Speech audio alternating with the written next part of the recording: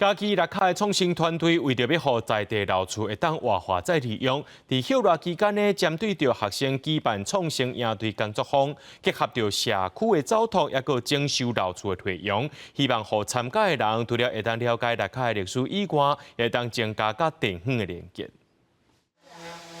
马港的师傅甲囡仔来替整修好的老家具擦保护擦，边仔阁有桌啊、窗仔门，拢等要来重新整修。六家乡的地方创新团队举办应对工作坊的活动，让大家做伙参与老厝的活化工程。参与阮的老屋的装点，所以我们有透过意识，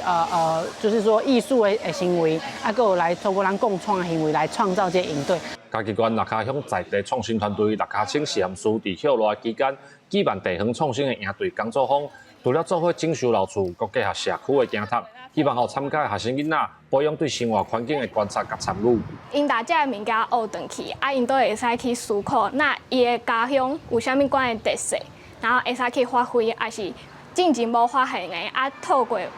阮安尼带因出去行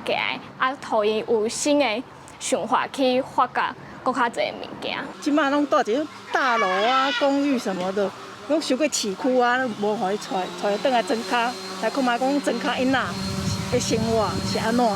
六家青实验室表示，多元的体验内容结合多共年会合作，就是希望伫这个过程当中，大家唔但会当增加对在地的认同，嘛替偏乡搁找到会当发展甲延续的文化。记者林慧婷，嘉义报道。